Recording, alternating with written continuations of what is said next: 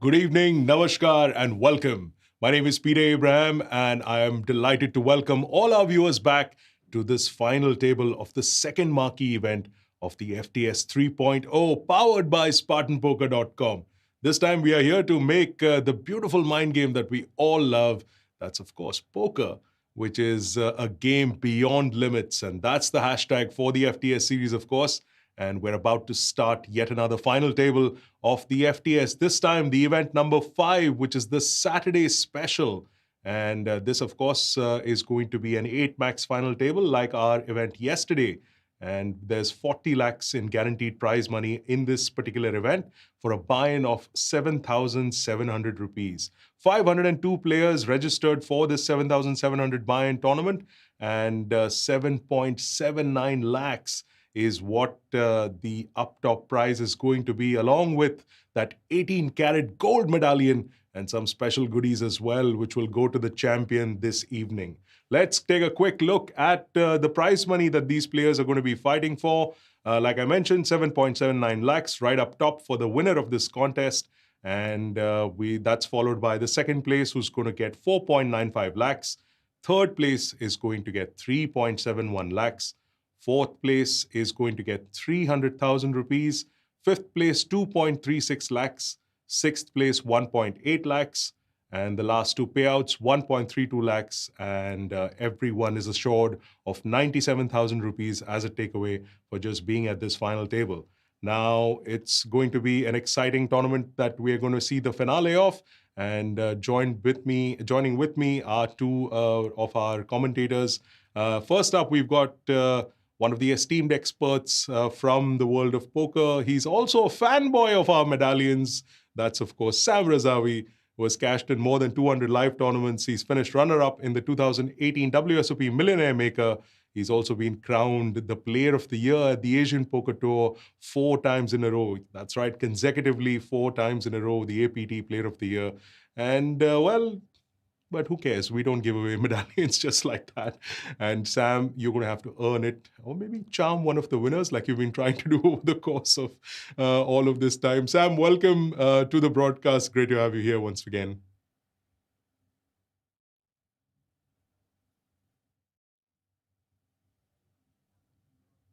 I'm not sure we can hear you, Sam.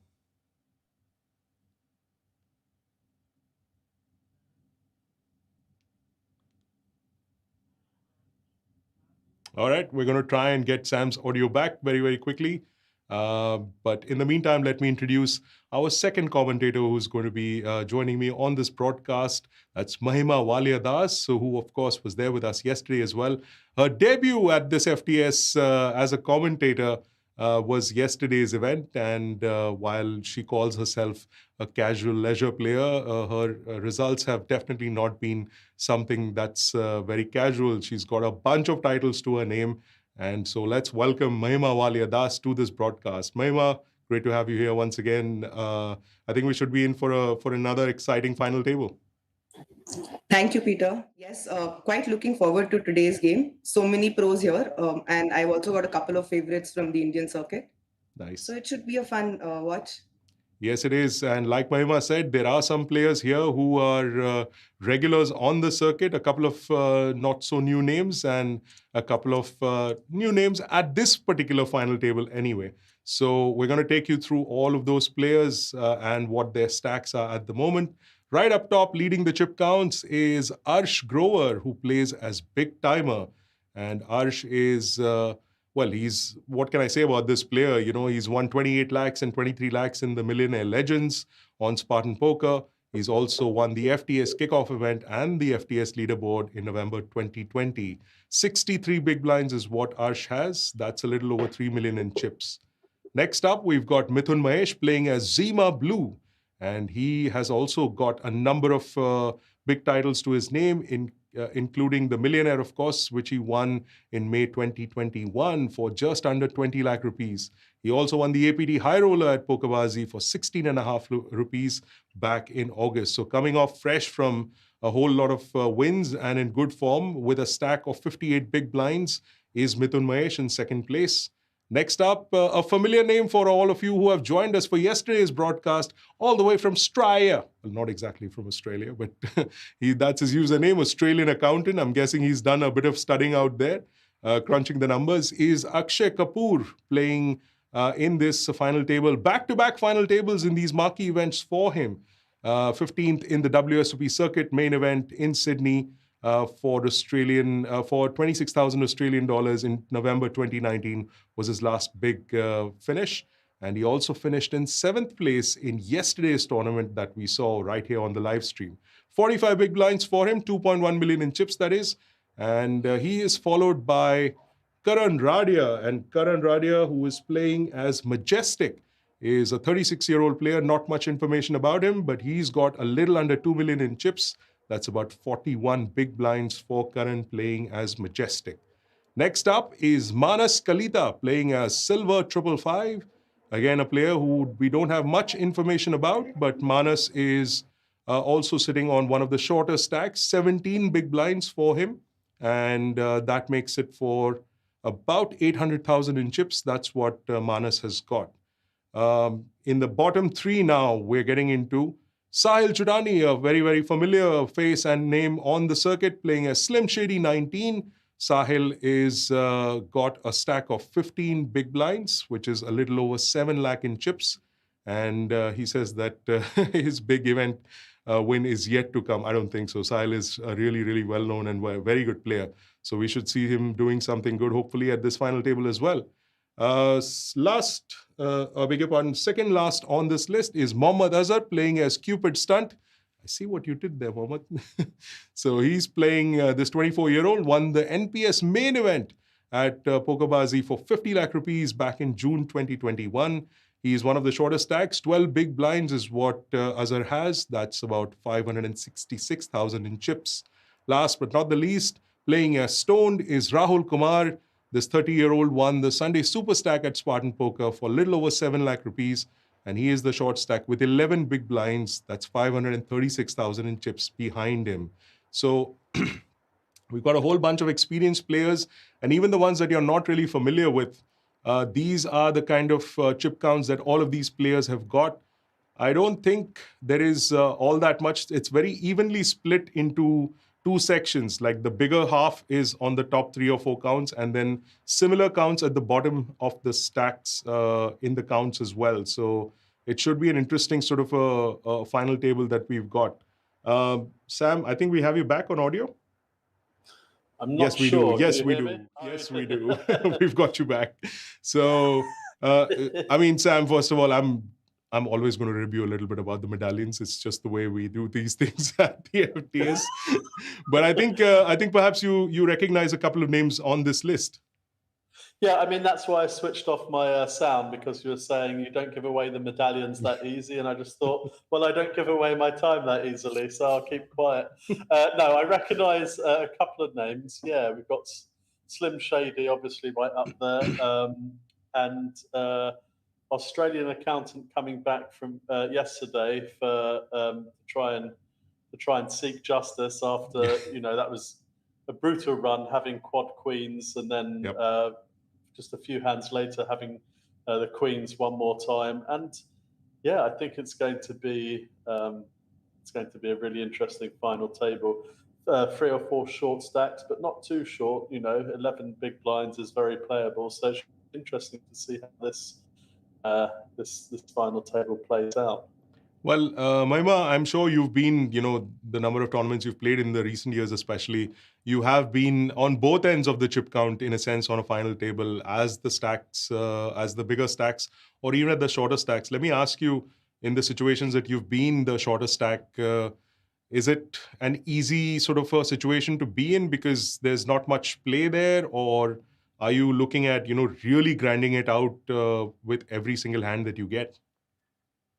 So shorter stacks are relatively much simpler again, because you either shove or you fold. So you just need to get your pre-flop shoving ranges correct. So I find it to be relatively easier. With chip lead, I probably can tend to spew at times. So I try to be a little more tight in comparison. Well done, But yeah. Mahima. That's the harsh truth that a lot of players might shy away from, but not Mahima Das, because she knows exactly what playing poker at all of these final tables is all about. Any particular people that you have your eye on for this final table? Obviously, BigGTymeR is one of them, Mahima. Yes, all of these guys are very competent players, but my favorite of all is Arsh Grover for sure. He was also my teammate in the first match IPL series that we've played, so I'm friends with him as well. Very cool. Now, there is no lack of talent at this final table, but we're looking at talent from your end. Yes, you viewers, we've been bringing you contest questions over the course of all of these series. And once again, we bring you yet another contest question for the Saturday special. And here's what it is. I've got a trick question, actually, now that I'm looking at it. What weighs more, a pound of iron or a pound of feathers? That's right. We've just shifted dramatically away from the poker questions on this one. So what weighs more, a pound of iron or a pound of feathers? Chalo apni dimag ki batti jalao and send your answers along with your Spartan Poker ID as a comment on this stream. And maybe you can win one of 2 tickets into FTS event number 12, which is going to be played tomorrow evening at 10 p.m. So you got to make sure that, well, I'm sure it's going to be an interesting sort of a set of answers that we're going to see very, very shortly. But I believe we are all set to get the game going. And I think, yeah, the cards are in the air. Here we go. Well, right off the bat, a nice hand for Slim Shady with Big Slick. Always good to start off with. Well, I don't know actually. Sometimes I'm a bit superstitious when I start off with great hands. I start thinking, it doesn't always turn out well for me. So we'll see what transpires here. That's really interesting that you mentioned that, Sam, because I don't know if it's a good thing or a bad thing, but I know a lot of players who almost deliberately, drop, unless of course it's like kings or queens or aces. I know a lot of players who generally tend to fold these biggish hands when they get them right up top. So I don't know if that's like a superstitious thing or they don't want to mess around too much with that kind of stuff. Mahima, have you done something similar to this thing right at the start of a final table? I may get that feeling very intuitively, but it's absolutely a wrong place, especially when you're at a 15 big blind stack. You can't be folding ace king. Well, there you go. Schooled once again by someone who's way better at the game than I am. So, well, that's me. But these players certainly not short on talent. And I think we're in for a pretty good time in the course of this tournament. Even Sahil's an aggressive player, so Yep. I don't see him getting away anywhere with this. I think maybe about 3 of the players I'm not very well versed with, but the rest of this table, I don't think anyone's going to shy away from, getting it in there. Everyone's pretty much on the aggressive side of play.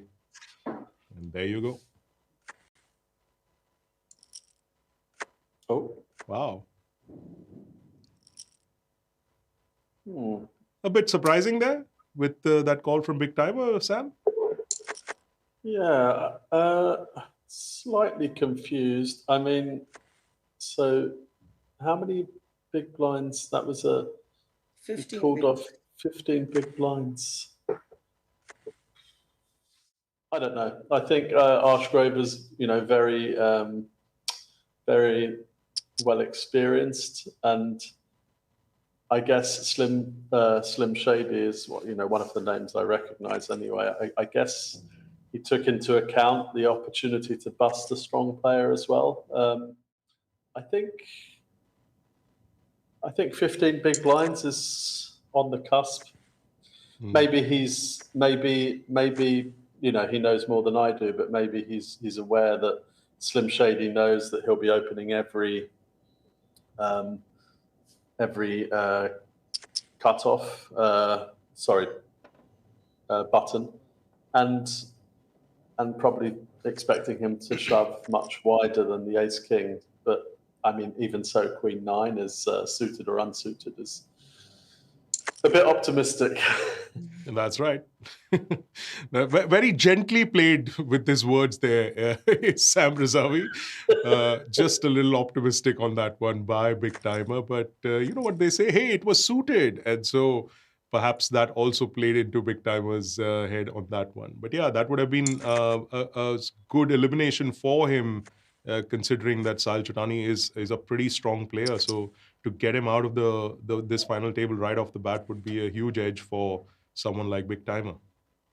Yeah, and he's probably knows he's going to be very live. Wow. Yep. Well, if you go by the username, it is quite cute. And well, oh my. Have we got our first elimination? Yes, we have. Yes, we have. And that's Wow. Cupid Stunt, Mohammad Azhar, who has been eliminated, what are we, less than 10 minutes into this final table. Well, back to the trend of the early bust outs with that one. Yeah, I wasn't expecting that for sure at this final table, especially, these playable stacks. I mean, he was I the don't know. second in shortest in chips, but there was still a fair amount of play there, I guess. Yeah, I think if you're going to choose a hand to actually, shove with, I think I would try to avoid aces that will probably be dominated by if you do get called. I'd much rather go with something like the Jack 10 suited, or King Queen, or something along those lines. But yeah, I mean, these players have probably been playing with each other the last, leading up to the final table. They have some reads that we aren't aware of, and yeah, but it definitely looks like this table is geared towards action. I think we should be in for it. If that's the kind of hands, Mahima, that we are going to face very shortly, I think there's going to be some fireworks. Yeah, absolutely. Probably the hand with which Arsh called up was a better spot than what had just happened in the previous hand. Because you have live cards there. Mm-hmm. Yeah, exactly. Well, there you go, folks. Our first elimination at this table, Cupid Stunt. That's Mohammad Azhar, who finishes in 8th place at this Saturday special event. Not 10 minutes into this final table, but 97,600 rupees might just suit this thing a little bit for being that first exit off this FT. In the meantime, though, ace 3 for Zima Blue. That's Mithun Mahesh. And he's pumped it up to 1.1.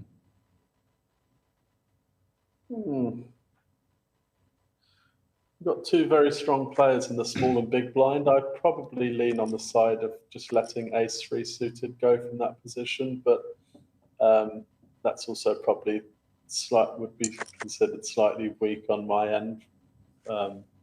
So yeah, he takes it down anyway, which is good.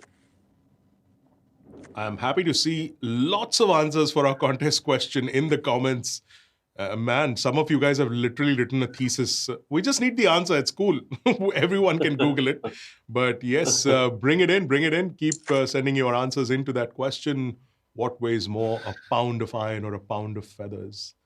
And, well, here's another ace king, this time for Arsh Grover, playing as BigGTymeR. Yeah, I think, I mean, if the positions were slightly different, this could spell doom for Australian Accountant, but we're going to see a free bet to, I don't know, 3-4 million, I guess. And Australian Accountant, considering what I saw yesterday, I think he'll get away from this fairly quickly.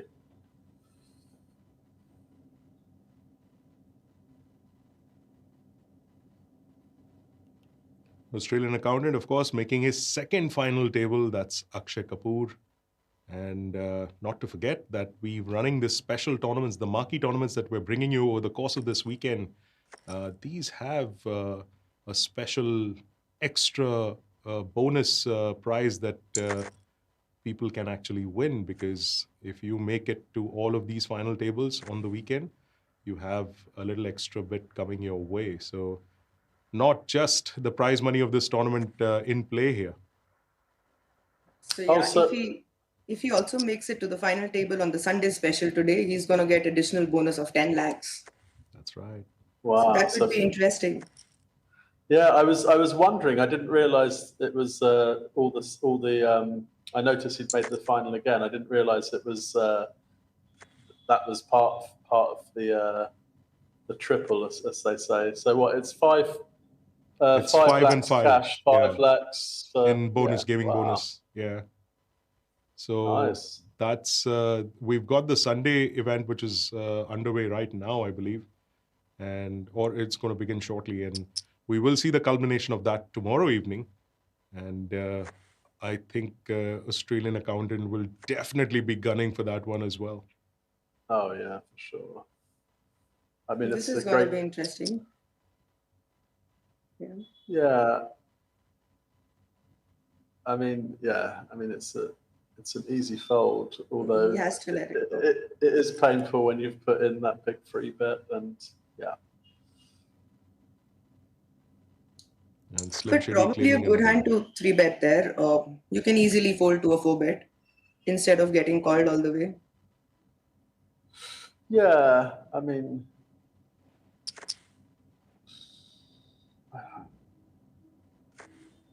I don't know. It's a tough one. I like the I like the aggressive approach straight out of the gates, and I'm sure Majestic is choosing his opponents well for these 3-bets. And yeah, it's just unfortunate to actually run into such a monster hand and not be able to do anything about it. I think Australian Accountant might just let this go. People will be tempted to flat these. Yeah, he thought about it for a second there, but wisely letting it go is Australian Accountant Akshay Kapoor, I beg your pardon. And Ooh. Bullets making their appearance for the first time at this final table. And there is going to be some action, given that Majestic has also picked up a pair. Yeah, I mean, depending on the size of the 3-bet, I'm probably going to see. Could he just flat here to maybe induce? I think I would flat if I had both BigGTymeR and Slim Shady left to act, because I've got double opportunity for someone to make a squeeze play. I've been in this position before. You've done a free bet, had to lay it down. Oh, that's good discipline, because I would probably be semi-tilted to peel off a flop there and see if I can hit the 3. But yeah, I think also flatting, not just to induce, but also to disguise the strength of your hand is definitely amongst the options for sure. Very restrained play from Majestic. That's Karan Radia letting go of that hand. I like that bet from Zima Blue, though. It was just in that tempting sort of a zone, not too much more to put in there. So I think a lot of discipline from Majestic, as Sam mentioned, in letting that hand go. Yeah, for sure.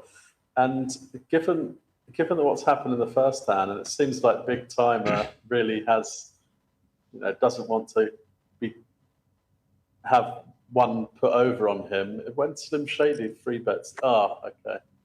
I was expecting a 3-bet, and I thought things might get a bit messy pre-flop, but yeah, both these players quite aggressive.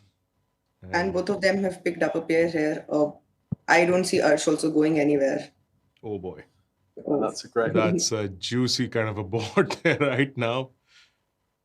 That's a great turn card, especially.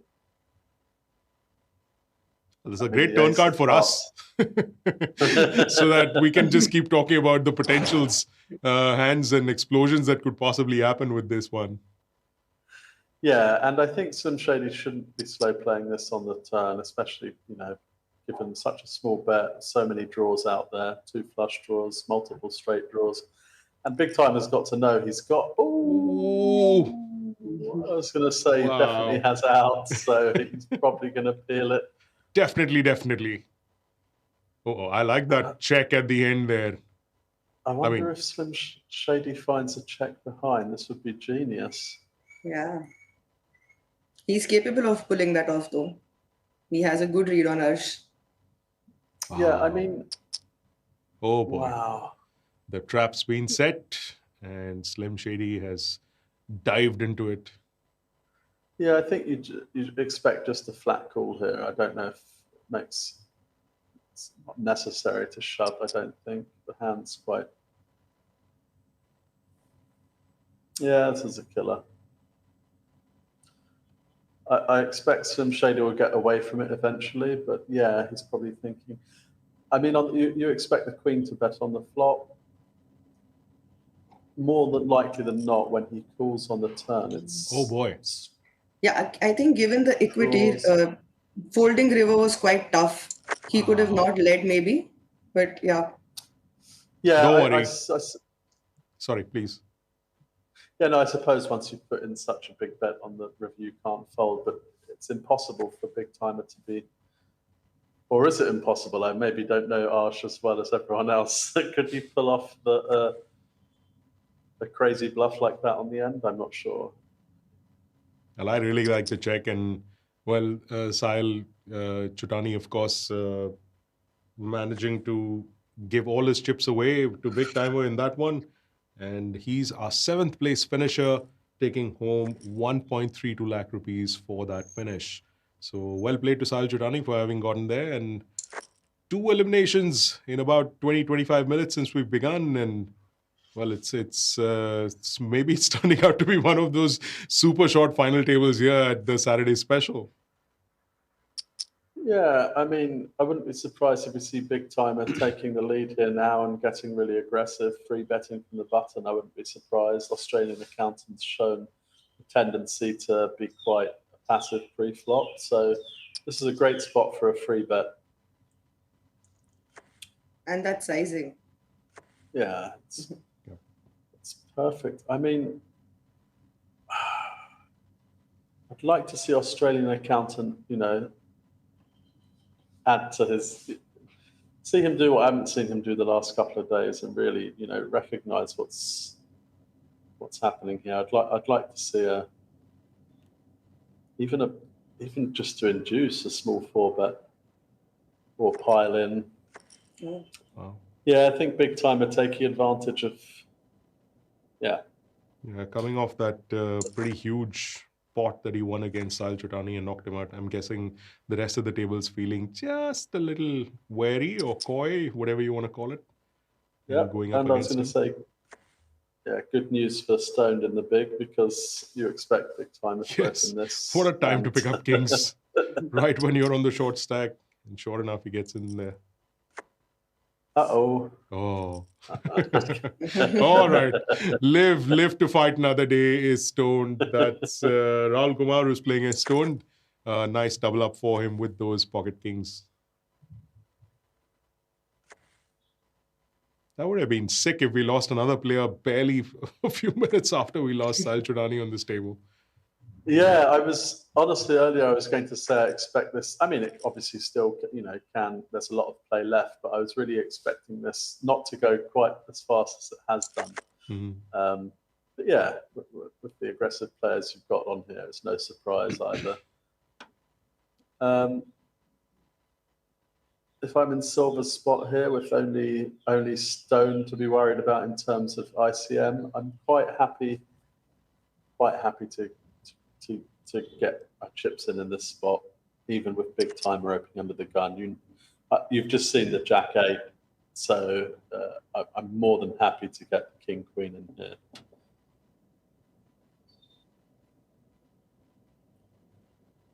Yeah, at 10 blinds, suited King Queen, he has to jam. Yeah, good enough equity.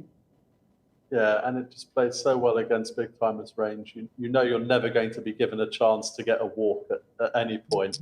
So you're looking to this is great, and we're going to get another call. Yeah. Ooh, close, very, very close. But deep breaths, Silver 555, deep breaths. You're in there, you're still in there. And that's, of course, Manas Kalita, who's just doubled up with that King Queen of Clubs against BigGTymeR. So chips come and chips go. Yeah.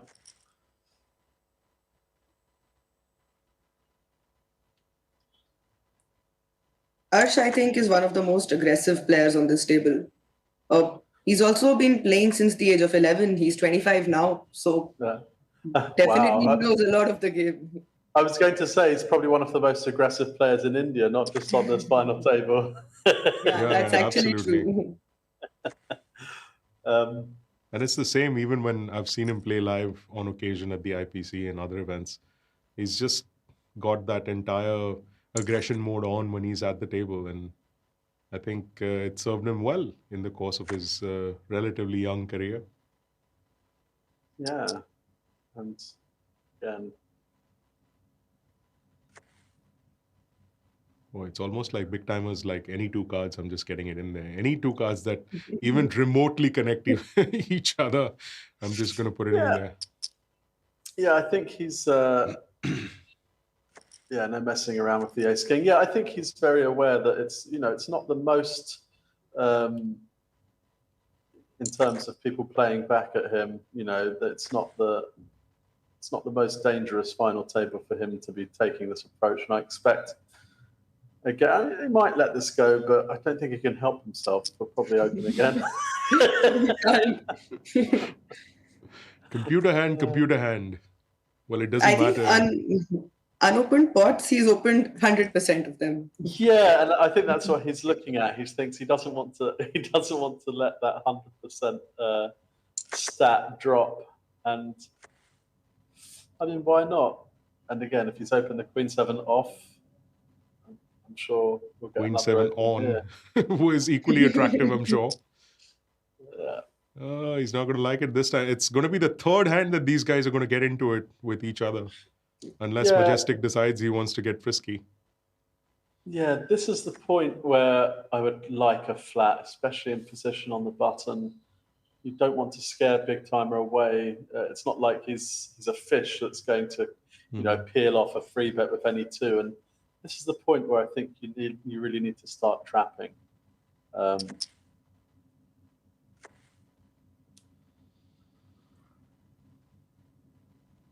And as aggressive as BigGTymeR, that's a good fold. I was just wondering if he was going to get a bit frisky there and peel, hoping to outplay post flop. But yeah, I would have liked a flat there. That would have been. I think some of these younger players have just got so much more discipline than what I've seen over the course of the last 10 or 12 years that I've been involved with the industry. Very often you'd see players, if they've just switched on the aggression, there's just no stopping them. But I think it's like a lot of people have now realized that that's just not the way to go. So good to see that, especially amongst the younger crew of players. So I think it'll only serve them well. For sure. And this is interesting because from a gameplay perspective, Majestic's been really quiet. I think he's opened one hand earlier and actually, didn't Zima actually 3-bet with the aces earlier? It was Majestic who had the threes, right? So it's an interesting thing going on there, I think. This is a made-for-TV hand. And that also blind versus blind. So nobody's going away. Yeah, I mean, Australian accountant, he deserves some, I mean, it is a setup hand, but deserves a bit of fortune after yesterday, so we'll see what happens. Wow. I expect this is going to be a raise and then a jam. Yeah, I mean, if Queen 7 didn't stop him, I don't think getting ace king is like just fireworks going off inside Arsh's brain. So yeah, there you go, 1.92 in the middle. Yeah, I think Australian accountant isn't going to mess around. It's an all-in, and then it's just going to be one of those hands, isn't it? Oh, boy.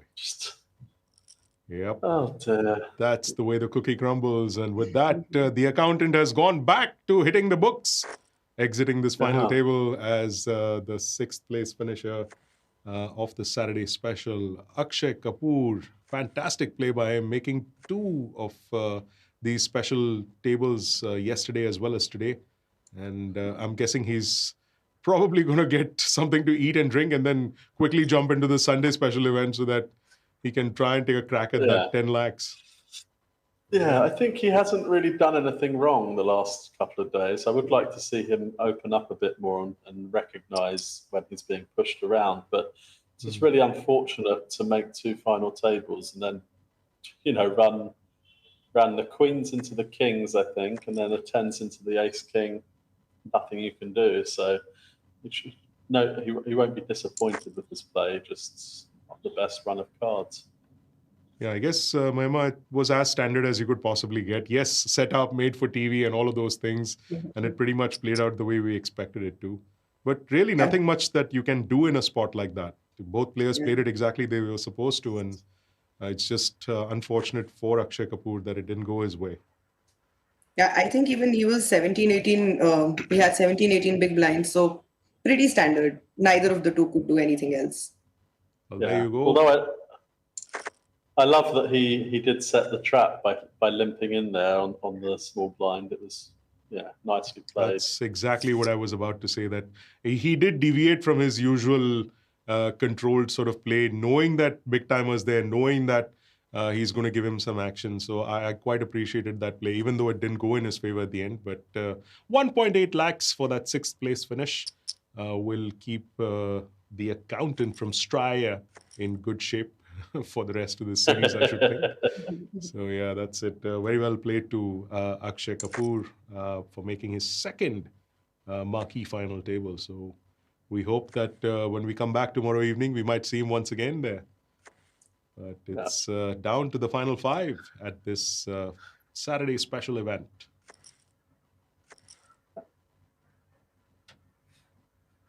So in Arsh's spot there, when he had the ace king against the 10s, what's the typical range you're calling off after the 3-bet with after the jam 3-bet with 10s? Clearly, Sam, that's a question for you. So after the if I'm in Arsh's spot and Australian accountant's limp jammed, what am I calling with? Yeah. Ace 10 plus most aces, I think, but it as a blanket, in a nutshell, given what I've learned about Australian accountant in the last 2 days, only seeing him play on 2 final tables, my range is going to be much tighter than you would think if you're talking in a walnut against in a nutshell against a blanket any random player. So I would be wary, but ace 9, maybe ace 8. I know Australian accountant is never just limp jamming like anything. So, but also hands play themselves. Blind on blind, king queen.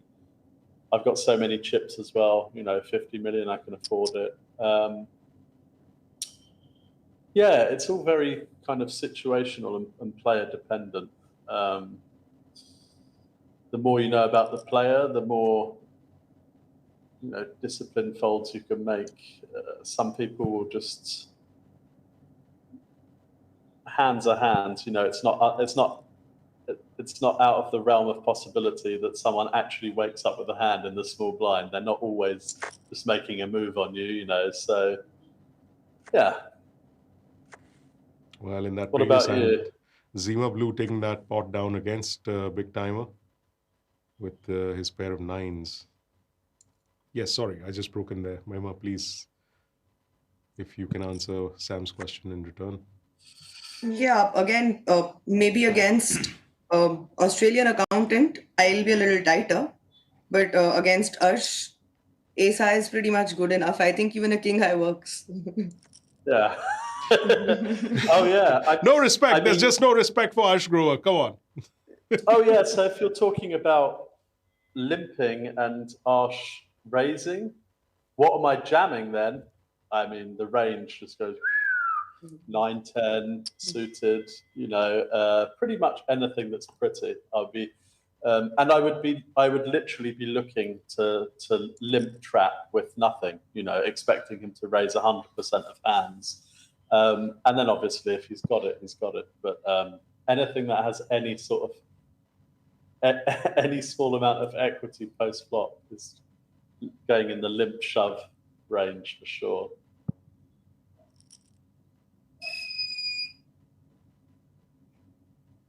Don't worry, folks. Maima's just adding a little special effects to the proceedings because it's just the action and the fireworks at the table is not enough. So she's just adding her own special spin to all of that there. I thought that But sounded like it is the fireworks. monsoons in this country, and so we are facing some technical issues and electricity connectivity issues from time to time. Oh boy. Wow. That Set was a over hand set and a as half. well. Wow. Well, there you go. They're dropping like flies, and Raul Kumar is the latest casualty at this table, playing as stoned. He finishes in that fifth place position of the Saturday Special event, once again at the hands of BigGTymeR. Boy. Yeah, we might It's go really back to putting- back in terms of chip leaders going into the final table. And That's every possibility now that Arsh is really piling the chips on, all things considered. But that's a bit of rough luck there, Mahima. You know, set over set is never a pretty thing to, especially when you're on the bad side of things. Yeah. Not the best feeling in the world, I'm guessing. He's chipped up since the start of the game as well. I don't think he's going to let it go easy now. Expecting him to see at least at the heads up. Yep. yeah, But we've been surprised in the past. So for all the things that we think are very, very obvious at these final tables, sometimes the table just gets up and smacks us right in the face. So it's not over yet, folks. Anything could happen in the course of the next hour, 2 hours, however long this thing goes on for. But yeah, we've been privy to see some really interesting action, some really cool hands. this is an interesting one. Short-handed, definitely the pill from the big is fine. I don't think he's folding on the flop either.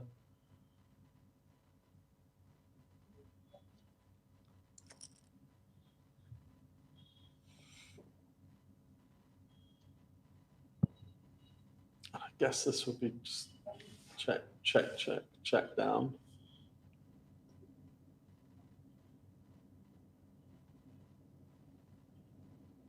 Could Majestic just try to peel in here? Yeah, I think the thing is, yeah, that's the problem. So it's really hard to follow through again on the turn. But if you are thinking that Arsh is peeling with anything, the turn is the time to make that second bet. You have to just go for it, 3-4 million, and then really lock down if you get called again. So I think the turn was the time to make the move. Arsh turning the best hand into a bluff. I don't know if, yeah, wouldn't make much sense trying to wrap that river. And yeah, Arsh continuing to scoop in the chips.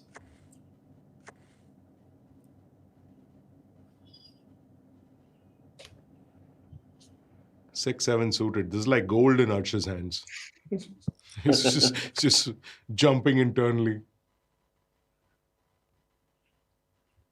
And that's not a half bad flop to get a little cute and just take it away. Yeah, I quite like a check and then a delayed c-bet on the turn just to sort of further rep that I've lived in with a really strong hand and I was waiting for Majestic to bet, but it should work anyway.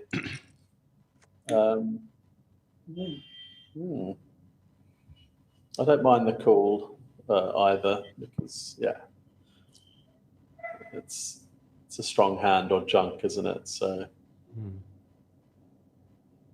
So if you want to take this hand down and you started your bet on the flop, do you three barrel or do you just let it go on such a flop or a turn? Yeah, I think the same principle applies to the last hand. I think the turn's the spot to make another move, and I mean, I don't know if he's going to get cute and raise the turn here. I think one barrel was enough for him.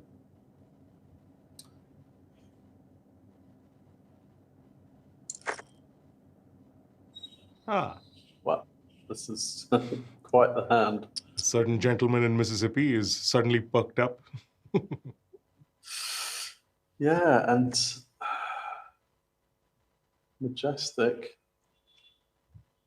four-handed. He strikes me as the kind of player that could get busy with this. Perfect spot for silver. Yeah, and I guess he's just going to go for the jam again, but How bad is just calling here?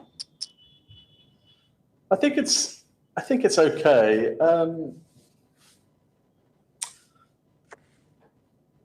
I think it's okay.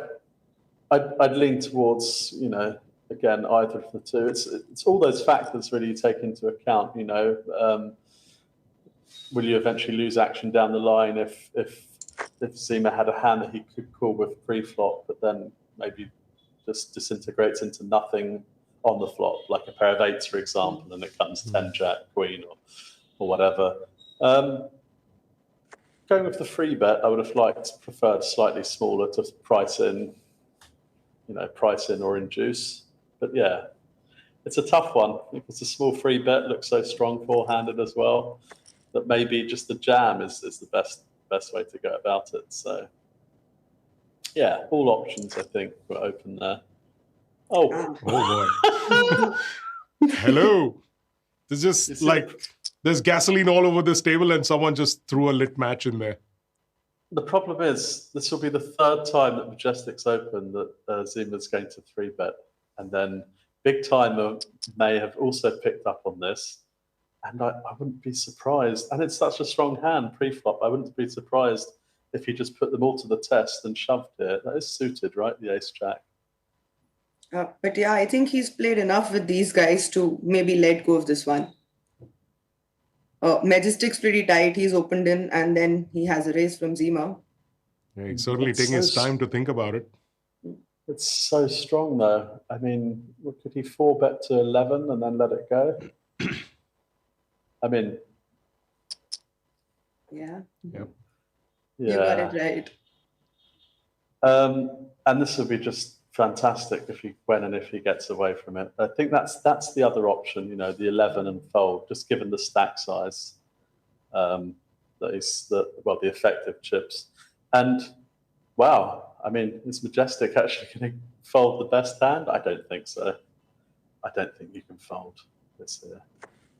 Wow. Well, there you go. Sam is 1-1 at the moment with his calls. The 11 lakh bet was right, but Majestic playing way controlled here. Yeah, and once this goes in, I'm sure it'll be a really frustrated. Wow! Wow. What? This was pretty different. I did not expect that. Well, Yeah. Wow. That's right, crazy, folks. Even people like us who've seen quite a few final tables and played quite a few final tables, my co-commentators, and we're a little taken aback by what we just saw there. But, well, there you go. That's how it is. Yeah, the thing is, what you really have to do is take into account, the dynamics at play and the game flow itself. And what you do, number one, you just can't fold ace king at any point to this particular opponent. But secondly, what you're now showing is Majestic. You've 3-bet Majestic 3 times, and it's probably been with air because you folded again to the 4-bet. So, I mean, not only do you lose that opportunity to signal that every time you 3-bet you do have a strong hand, you're letting go of a monster hand, and also, losing some respect as far as your 3-bets against Majestic are concerned in the future. So, I think that really was a big mistake, especially against the opponent. I mean, it's not like you've got someone like Australian Accountant. If he did that, I would turn around and give him, credit for a much stronger hand. You've got the most aggressive player on the table here. He could be doing it with literally anything. But anyway, it is what it is. Probably what Majestic did is also a mistake to a degree, especially against Arsh there. I think for exactly the same reasons. It doesn't have to be. It doesn't. If Arsh has 4-bet a legitimate hand, if Zima's free bet the legitimate hand, it doesn't mean you still don't have the best hand at the time. And I would have looked at Arsh's 4-bet as a lovely spot to have dead chips in the middle, adding further value to a better price for me to get my chips in. And when you call off, it also puts Zima in a tough spot as well. Even if he does have a strong hand, and maybe you get heads up. I wouldn't fold the tens there. I definitely wouldn't have folded the ace king either. Well, there you go. We've had Jangster Jr. who asked the exact same question. Thoughts about that ace-king fold by Zima Blue. Sam Razavi was not folding there, that's for sure. So yeah, there you go, man. That's your answer. Yeah. I think BigGTymeR's going to be surprised when he looks back and sees what they actually folded, because he's probably thinking, he's 4-bet. Standard, ace jack suited, definitely the best hand. And when he sees what he got away with, he's going to be quite shocked, I think. Yep. I would love another check here, check trap.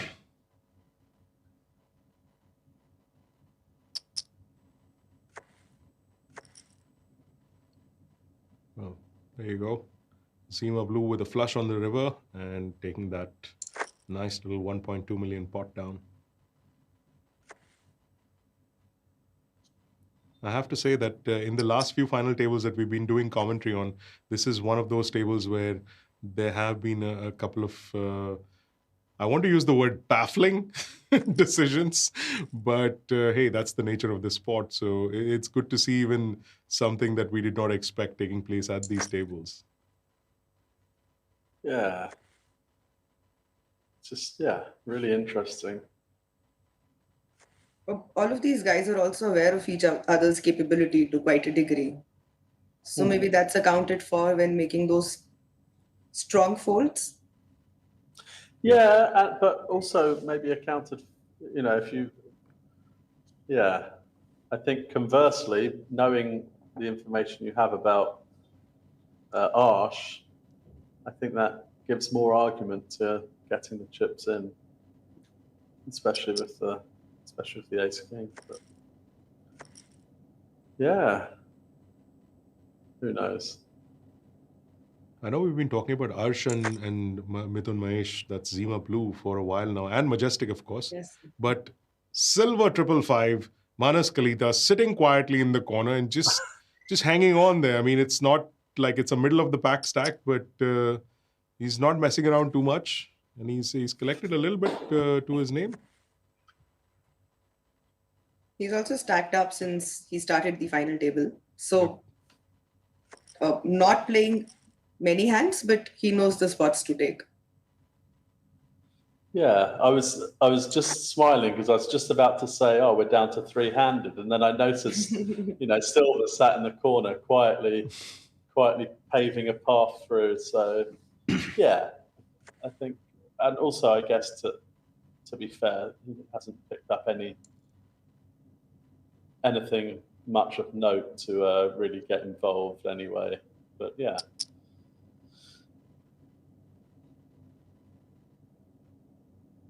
$240 from BigGTymeR gets him that pot. And if you'll have just tuned in, we're of course bringing you this live stream from the Saturday Special at the FTS 3.0. We're down to the final 4 players at this final table. And just a quick rundown on 2 things, of course. The first is the contest question. There's still time to get it in there. What weighs more, a pound of feathers or a pound of iron? Or if you like, what weighs more, a pound of iron or a pound of feathers? Yeah, that's right. We like to mix it up a little bit from time to time. So get your answers in there with your Spartan Poker ID. And if you are one of the lucky winners, you can get a ticket into tomorrow night's 10 p.m. tournament. That's FTS Event 12, if I'm not wrong. And so get your answers in. And who knows? We could see you at a final table and do some commentary on you as well.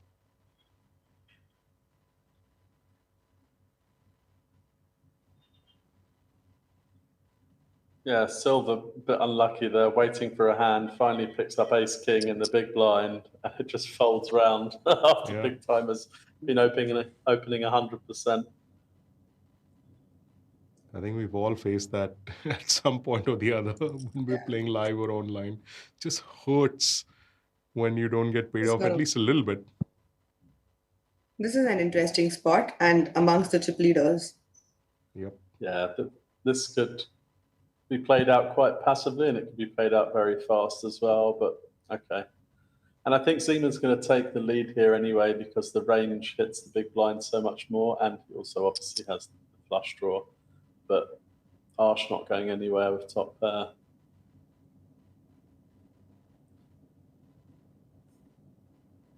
I don't see any need to raise whatsoever. And no such luck for Zema Blue, as he does not make his flush on that river. Yeah, I mean, a thin value bet, try and get some value out of a random ace-4, but yeah, checking behind is no problem with that. Time for Majestic to go all in. Yeah, this is a shove all day long.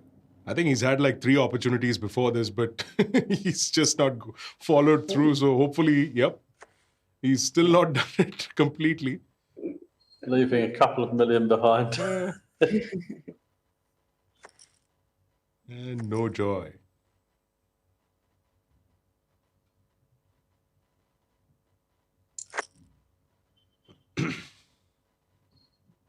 Well, a quick reminder to our viewers that there is a fantastic tournament at the end of the series called The Feast, which has a 1 crore guaranteed prize pool, and you can get in for just an entry of 2,200 rupees. That's right, a 1 crore guaranteed tournament with a buy-in of just 2,200 rupees. That's The Feast, and there are daily flights that are taking place or at 4 p.m. every evening at SpartanPoker.com. So make sure that you get in and get into a part of the action for the Feast tournament for the rest of these days.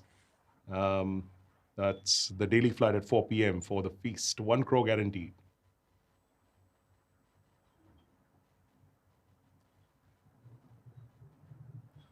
Haven't seen a reasonable amount of garbage for a while now, so this is good, I suppose. That must have pained him so much to fold.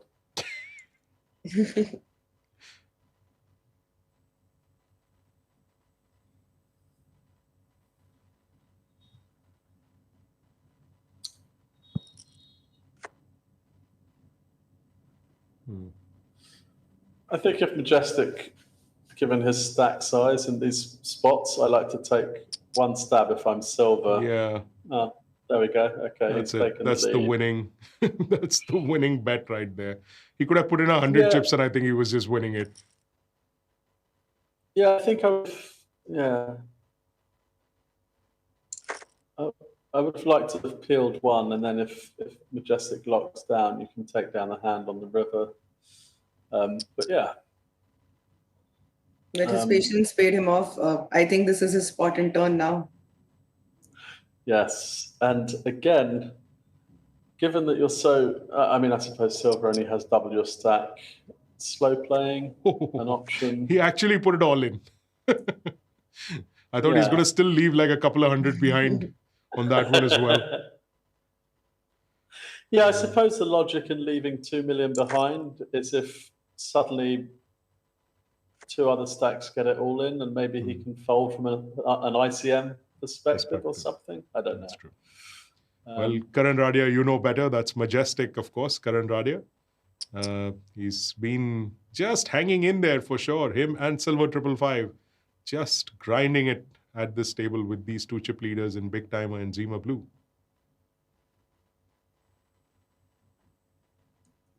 And 8, very strong, 3-handed.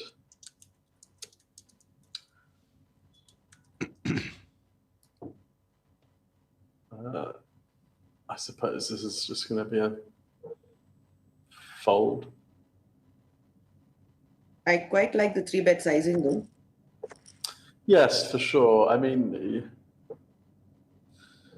you don't want to give someone the right price to peel with some nonsense like 9-10, Jack 9 suited or something like that. And your hand's strong enough to get it in pre anyway, so I think I'd go with that option rather than getting too clever.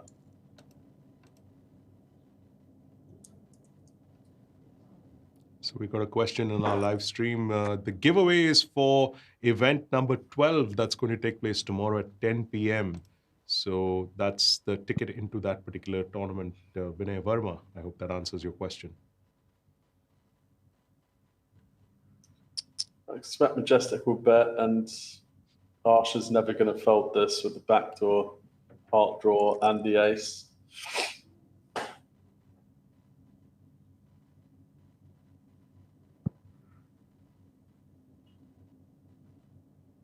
He actually still has decent equity in the side. Yeah, it's tricky.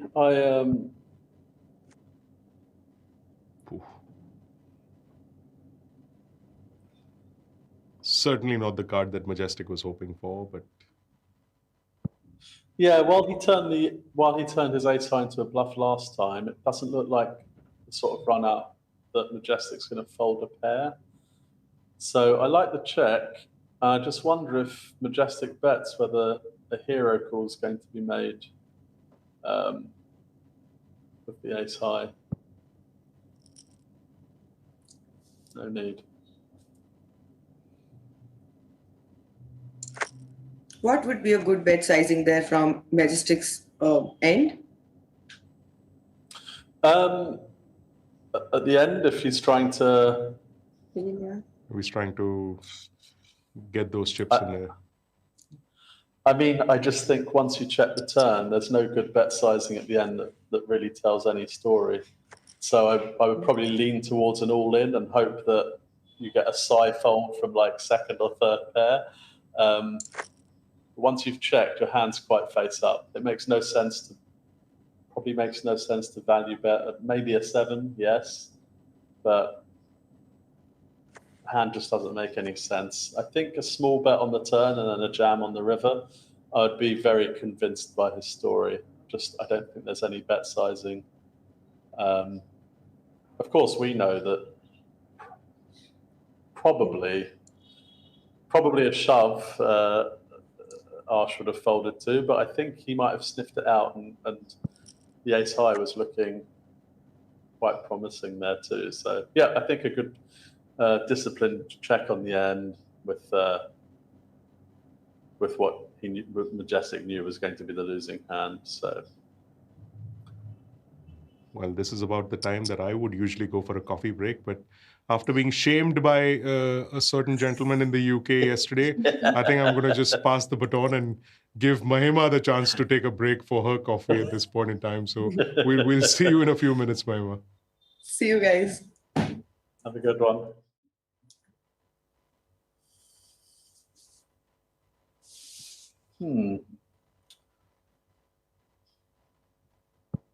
Yeah, this is an annoying turn card, but I don't think it's going to go crazy anyway. Seamer, pair and a flush draw. It's probably going to get checked down.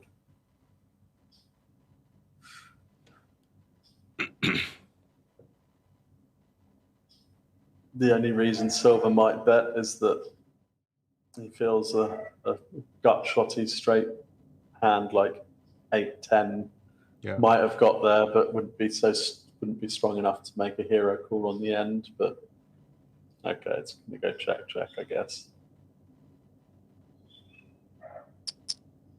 Oh, I thought he'd already checked. Yeah, no. So yeah, I think what he's trying to do is where he might have thought he had the best hand on the flop of the 6. He's probably trying to make like the 8-9 or 8-10 fold.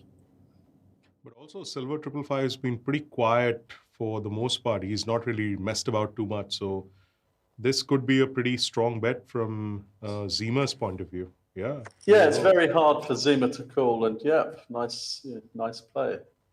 Very nice bet. And taking down that pot is Silver 555. That's Manas Kalita, who, like we said before, hanging in there, making sure that he's giving himself an even shot amongst all these big stacks to get to that finish line. And Arsha's going to probably bump this up to about 3.5, 4. And I just, yeah, well, that's quite cheap anyway. But I was going to say this: the King 6 suited is just far too strong to fold here.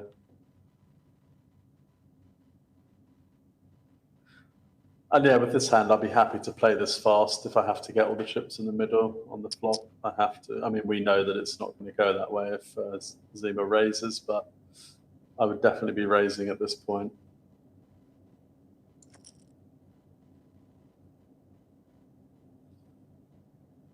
Well, clearly he's thinking about a different line than what we are. So yeah, and I think it's a bad turn card for Arsh. He knows that if he was beaten on the flop, you know, it's really made no difference to the by that board. turn card, yeah.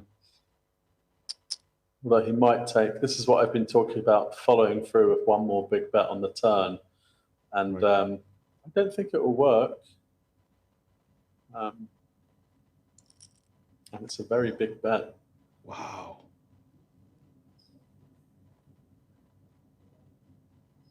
Boy, this is really ballooned into a big pot. Yeah, and I think, yeah, if he knows if he had a sense that that's what Zima had, he could probably fire the all-in at the end, but just once he's called the turn. And for the first time at this final table, BigGTymeR loses the chip lead. Now with Mithun Mahesh, that's Zima Blue taking it up. Almost 5 million in chips. He's not too far behind.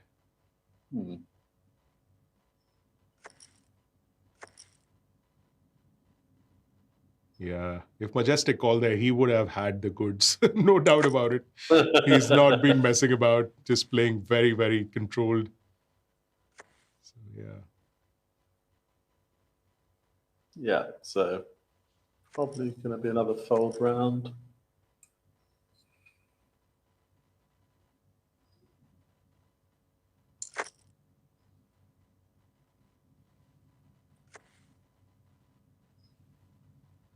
He's got the goods this time, but no hand behind to call him. Yes, he's going to have to satisfy himself by... He's kept the... Yeah, the 200 behind. The standard, yeah. Got to give it to Majestic. I mean, he's just making sure he's hanging in there. Yeah, he's definitely... I think once he gets the chips in, he's going to have the goods, like you said, for sure. So he's going to be an itch that's hard to get rid of, for sure. This is interesting. If Zima free bets this, he's going to have to free bet it to an amount that's going to price him in to call the all-in. Okay, hasn't bet. It's not so as much, yeah. But yeah, so Silver's definitely going to jam this. Jam should happen. And it's going to be a frustrated fold, I guess.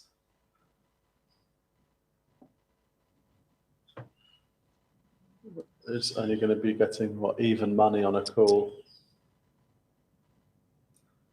That's a bad price.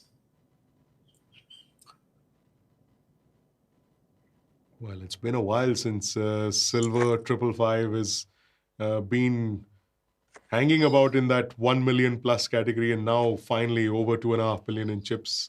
That's now a healthy enough stack to give the big boys, the big stacks, a bit more competition. So good on you, Manas Kalita. That's a nice little chip up for him right there.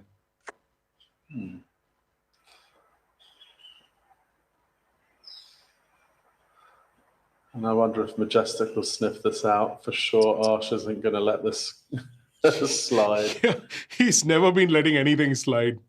So, yeah. Yeah. There you go. Awful turn card, really, for a C-bet on the turn. So I think it's going to just be given up. And I can't see Majestic. I can't see Majestic folding here at any point. But I don't think Arsh is going to pull the trigger anyway. I think it would be a big mistake.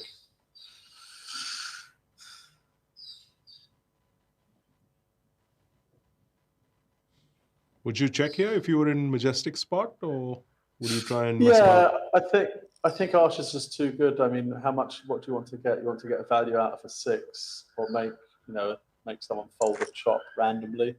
I just don't think it makes any sense to bet. I mean, maybe I'd bet the minimum in the desperate hope that Arsh might just jam on a bluff so I can call, but that would be the only reason. That's true. Well, in case our viewers are wondering, those players who've got that little M badge next to their names, that signifies that they've won a millionaire tournament on Spartan Poker in the past. So certainly there's a lot of experience at this table with 3 of these 4 players holding an M badge. So they've been at this big stage before. They've been under the spotlight before. They've crossed the finish line in those big events. And well, here we are once again. And there's one more title up for grabs for these gentlemen. So let's see who actually crosses that finish line. Can I just say that I'm extremely glad that this play has gone on for a while now, because the way they were dropping like flies in the first 25 odd minutes, I was like, oh boy, we're not going to even cross an hour in this one. But thank you to all these players who've managed to stretch it out just a little bit for us. We got on our monies in the right way, making sure that we're bringing you all this action in the course of these marquee events. Yeah, there's definitely a lot of play now anyway, as the stacks have, started to even out. Everyone's got, 40, 30 big blinds. So yeah, there's a ton of play left in this. And even Majestic, being the short stack, that's a scary enough stack for, well, at least silver 555 anyway. So yeah, it's interesting. Yeah, it's not, he no longer has the sort of 6-7 million that you can just keep piling in on him. It's significant if you double Majestic up. So yeah, the action's going to get a bit more cautious. And I think once it gets to free-handed, we might see the gears shifting again. That's true. It's all in stages. We keep talking about tournament poker, having those early, middle, and late stages. And even within a final table, you have those initial, middle, and late stages. So it's very, very interesting to see how the tournament ebbs and flows from the overall perspective and even from the final table perspective. Yeah. Boy, silver 555. I mean, 3 million in chips. He's within sniffing distance of Zima's stack, which, like, he was nowhere. Him and Majestic both were struggling at a point in time. Very good. Yeah, and Silver's quite nicely, quietly chipped up, chosen his spots, and this is an interesting one. It's tough for Zima to continue on the river. Wow. Why do I feel every time these two guys are in a hand, it's like 2 dogs circling a bone and just eyeing each other? Like, I think it's more like a power play kind of a thing happening between these two. Yeah, it does feel that way for sure. There you go, almost identical stacks right now.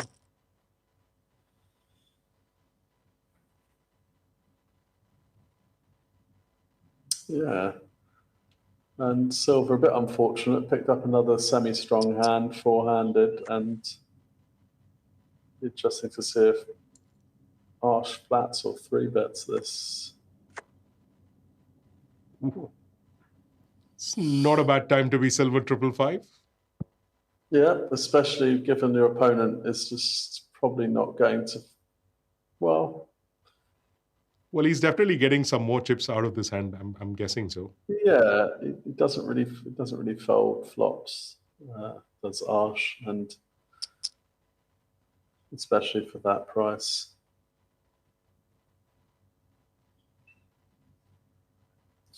I mean, that's a tempting bet, in terms of, might give Arsh the temptation to raise, and that's what's happened. Is it going to be Jam City? I think I like to flat definitely against Arsh and just let the board roll out however it rolls out. I'm not folding. And that's not a scare card at all. In fact, that's a brilliant card for silver because, you know, if Arsh had a strong ace pre-flop, you'd have heard from it. So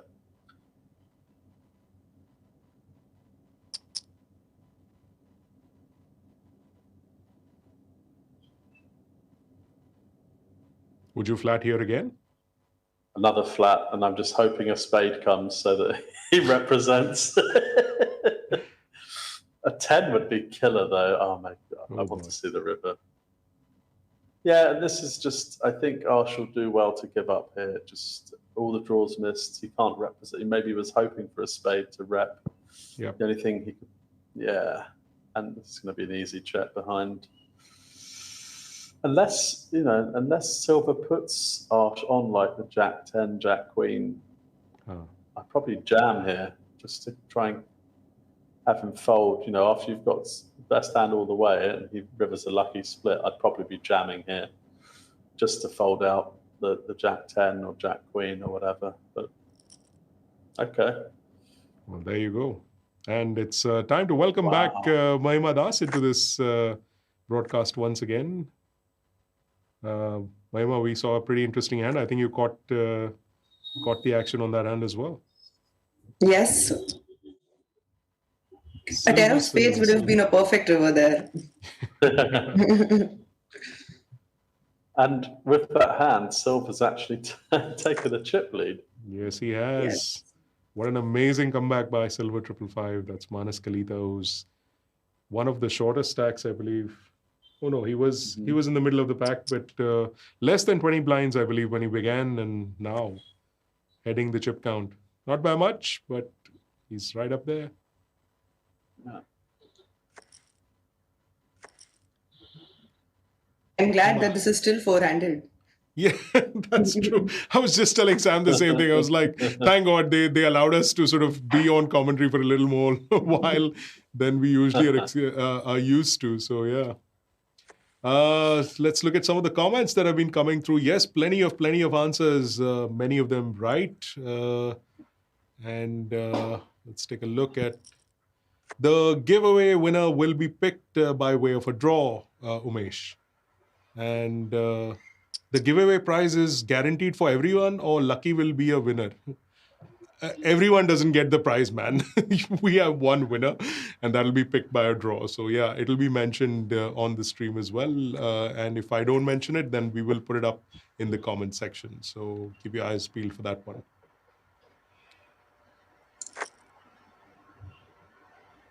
All the three guys are pretty deep here. This is going to be an interesting three-handed, four-handed play. It'll go on for a while. Yeah. Man, I'm hoping Majestic just adds on a few more chips. Four-way action with relatively even stacks might just be quite interesting. And there he goes. Yeah, 10 blinds versus 9 blinds, not much of a difference. So Queen 10 definitely worth flatting and defending. Yeah, definitely the right play to fill there. Depending on the bet sizing, I guess this will go bet jam, maybe. Mm-hmm. In a sense, it's somewhat similar to the previous hand that we saw with the two spade cards and Majestic now hitting the queen there. Yeah. But he chooses to jam, unlike the last time around where they just flatted. Yeah, easy fold. Even if you put Majestic on a flush draw, it's likely got 2 overs.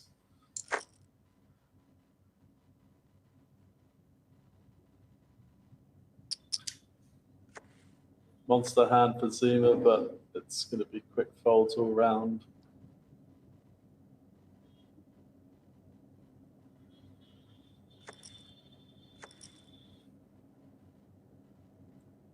It's almost like Silver is hearing us. Just giving us a little bit of a sweat. We knew he was going to fold, but hey, why give it away that quickly? Yep. So, yeah.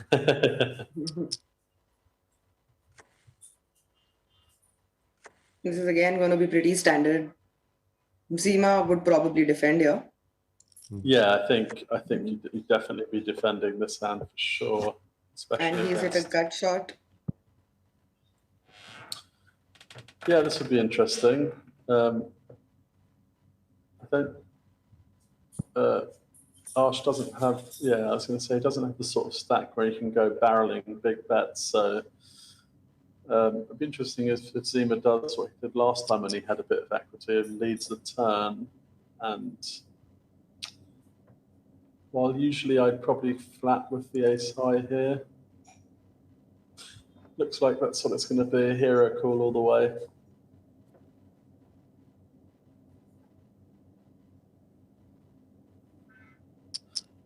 Yeah, I think he might get. Oh, that's a tough one. Yeah, that's a big bet. I think he might get called though.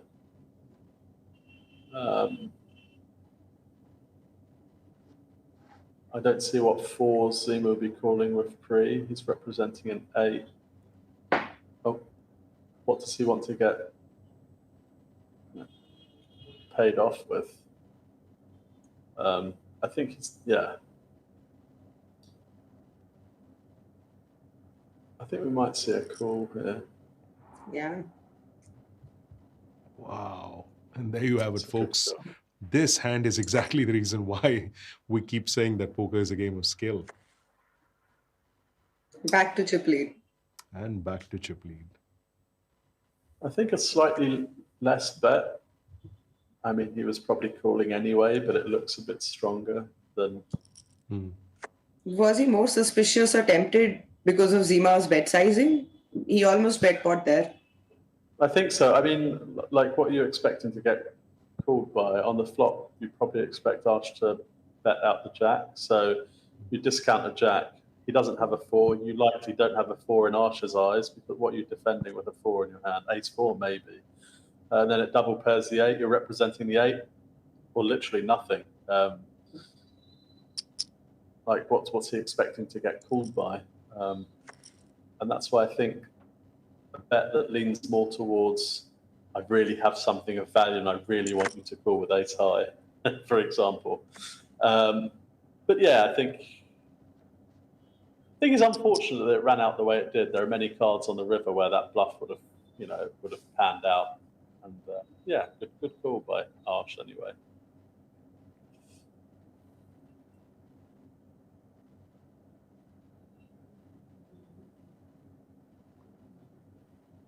Majestic's also been pretty card dead in this final table.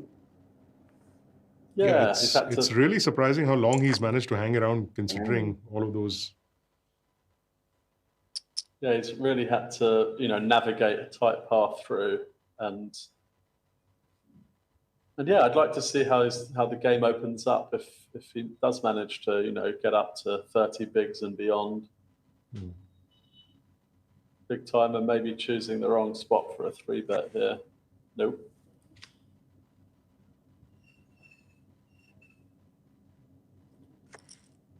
Well, I'm going to take a quick break.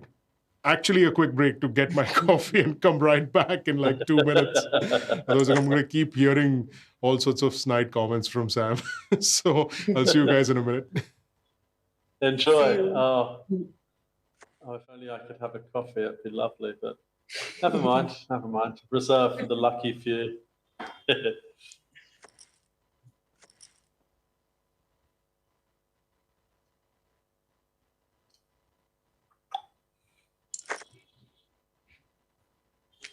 Silver stacked up pretty well. He's also got his ranges correct now. I think he's understood the play of these guys. Yeah, he's definitely opening up a lot more as opposed to earlier on, for sure. Yeah, and probably. We hear you, Sam.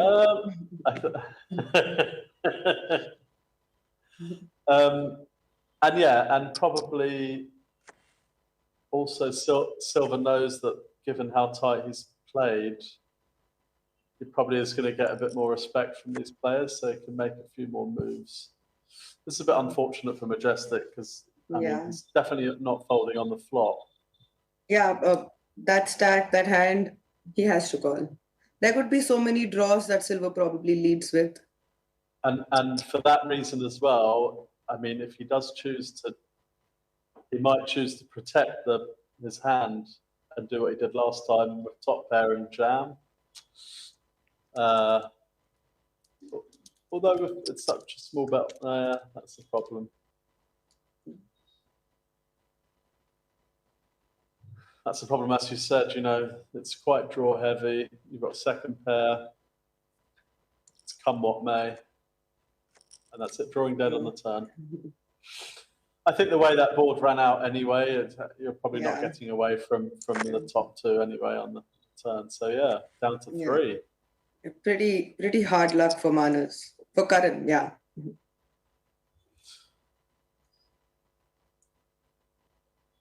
And just trying to check the payout for... Silver is stacked up considerably. He started the game with a 17 blind stack, and now he's leading the table. Yeah, and chip leader by, you know, if he wins another pot, he's going to have 2-1 chip lead on the other two players. And yeah, so the last player that went out, was that 3 lakhs? Yes. Yeah. A good payday for Karan. Yeah. I'll probably be quite pleased with that, given that, you know, quite frustratingly, didn't really have a lot to play with. Opened a few times with strong hands, got 3-bet, had to fold every time. And yeah, I think I'll take the 3 lakhs for today. How likely is Zima to 3-bet here? I was first thinking how likely is Silver to 3-bet, especially given that he's I'd really like to see him open his game, and yeah, that's great. I probably, being Zima, I would have, yeah, I probably would have 3-bet, tried to get it in with the ace-8 against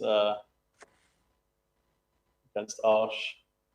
But you could also just flat to disguise your hand, especially against Arsh. Yeah. I mean, that's oh wow. Yeah, flatting to disguise, especially if it comes ace high, you're probably going to end up doubling up. But this is a really, because of the nature of this board, if big time bets, although we've seen Zima flat from time to time, if this hand gets raised now, all the money is going to go in on the flop. Yes. Pretty interesting. I mean, I think Arsh is not going to like it at all, but if you've got the ace deuce, good luck to you. Oh. Yeah, I felt he was going to feel like he really needs to protect, and this card's going to slow down the action. Obviously, it's probably going to go check.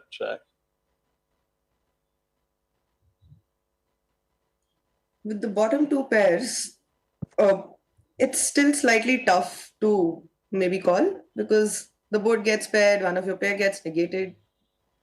Yeah, it's it's with bottom two. It's still tough to call on the. I mean, he's just been given a huge price on the end to call anyway, but yeah, it's a tough one. I guess he was, I don't know, looking for a safe turn or what, but especially the ace on the turn is a really bad card because now all the ace-5, ace-4, ace-3 have now improved. But yeah, I think Zima a bit lucky not to have found himself all in that hand. Yeah, paired gut shot. Could have done that. Ace changed the dynamics. Yeah. Yeah, I mean, it could have quite legitimately been all in on the flop. 2 pair against the pair and the straight draw. But yeah. I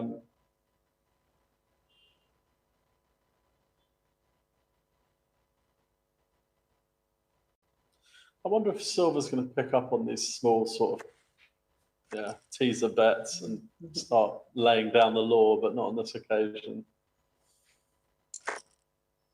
Silver, I think, is not someone who's very frequent in the gameplay as of now. I may be wrong here. Yeah. What do you mean in terms of? In terms of experience he has against Okay. Yes. Sure, Okay. yeah. Okay. Yeah, he's been playing for a while, but yeah. I think he's playing very, very solid in terms of shifting gears, and yeah, I think it's really been a solid performance so far.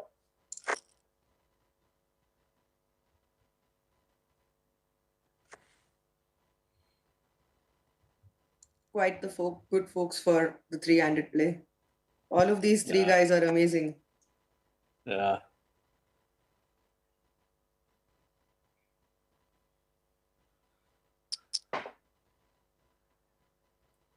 Couple of nothing hands. Again, I think Arsh is probably going to flat here.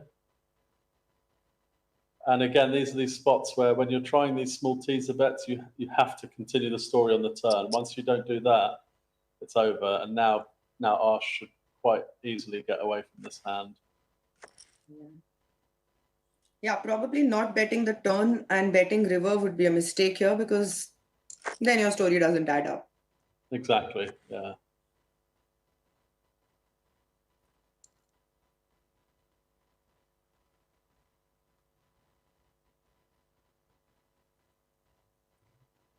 All of these guys are deep. Zima, being the shortest, has 20 blinds to play, and that's pretty playable against these folks.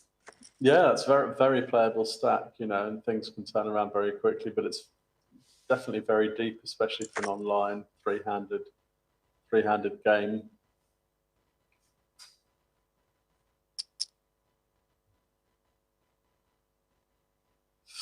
I wonder if I was wondering if Jack 10 was in the free betting range there. Yeah, I was thinking exactly that.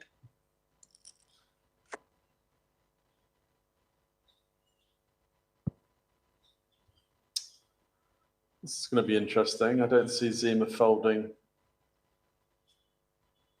Certainly not folding the flop, and going to be a few turns that are going to keep him away. So, and he'll just keep calling here because Arsh is likely to barrel. yeah, it makes no sense to raise. You only get called by better. Arsh has shown a tendency to try two barrels when he has absolute air. So I wouldn't be surprised to see 7 million. Yeah. And then another call on the turn. And then probably, you know, he does have the discipline to lock down. And that's even better. You know, I think it's the temptation is often to bet when you improve like that. And yeah, as suspected, Arsh, just none of it, just immediate check. And this, oh wow. This is gonna be fun. Fun for us. I don't know for them. Yes. I mean, yeah, 23, 24 bigs. I was going to say it's a pile-in, but that's what it is. And Silver's going to love this. I mean, surely can't. He just can't. And that's how it's done. Wow. Just like that. What a tribute.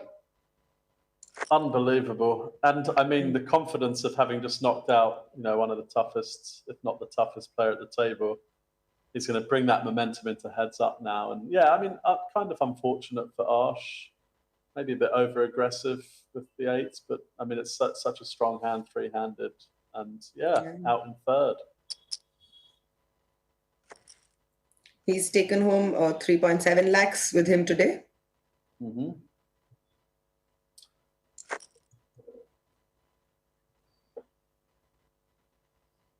3.7, so nearly 5 lakhs for second and just under 8 for first.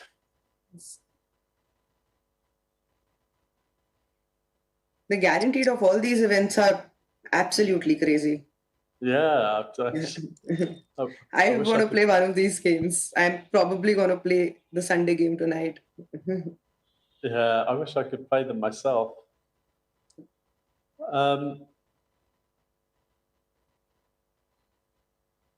Yeah, I'd like to mix up between checking behind and letting Zima try to bluff and putting a small bet out, but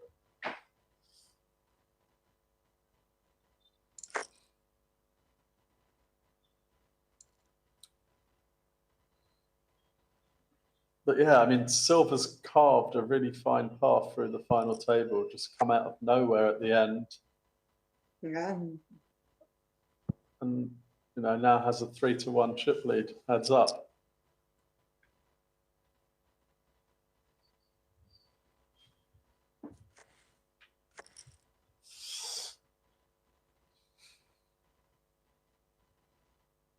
Both of these guys have won millionaire in the past.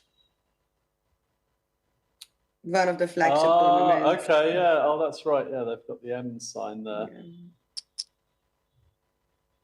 Even this is going to be an interesting hand. Oh.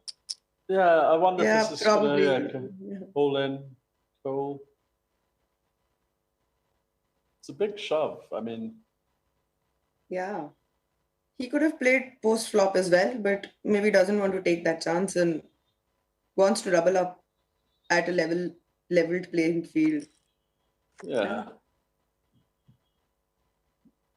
Yeah, it's a strong hand pre. It's frustrating to fold that, but yeah, that was a big jam.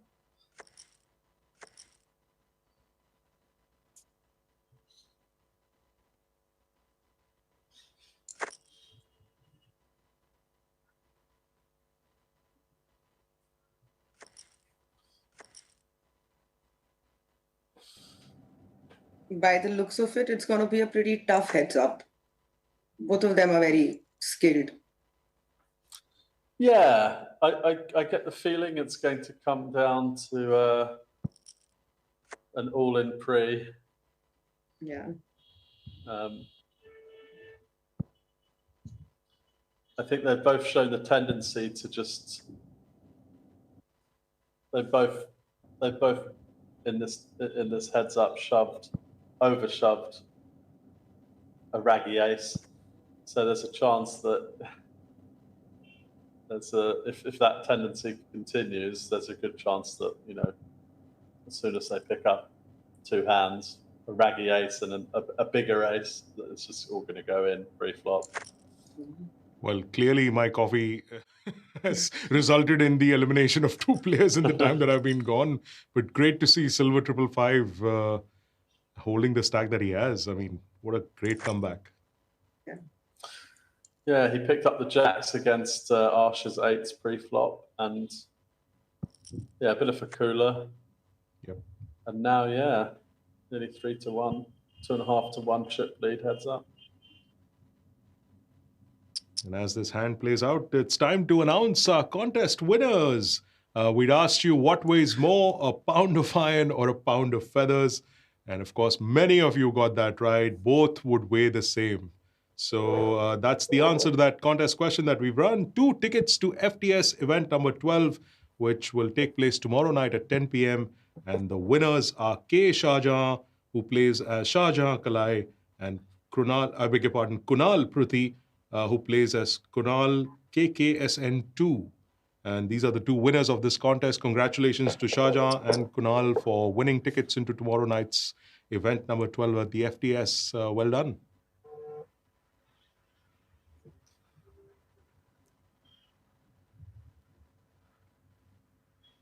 I don't know if Zima's going to fold, but this is the sort of really small bet that we're talking about, where it really looks like you want to be called, and yeah, just.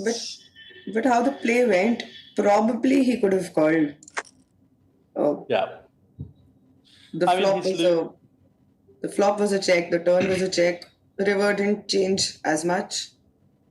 Yeah, I think the flop, there was this one small bet and a call, and then it went check, check. I mean, he could legitimately have a 9, but I love the sizing there. Really, yeah. And I think it's due to the sizing why Zima folded. If it was a bit bigger, might have seen through it a bit more. Oh, he's not going to jam. He wouldn't jam the king high, would he? Oh, he's limped. I don't think so. Silver could probably 3-bet here. Yeah, he jams. Yep. That's right. Now that we've got chips, we're going to play some poker. That's Manas Kalita's attitude right now. So, yeah. Oh, pocket jacks, pocket jacks. Pocket jacks What a won, waste. even if it got a walk. Always happy to see that hand triumph. That's how they usually that they've won for me. Most is when someone's folded to me, as opposed to when I've played the hand. Just a reminder that we're down to heads up, and the players who got eliminated in fourth and third were Karan Radia playing as Majestic. He takes home 3 lakh rupees for his finish, and Arsh Grover, who started this final table as the chip leader, but not able to quite go the distance, finishing in second runner-up position. That's BigGTymeR, and he claims 3.71 lakhs as his third place prize payout. So very well done to all the players who have cashed out here at this final table of the Saturday Special.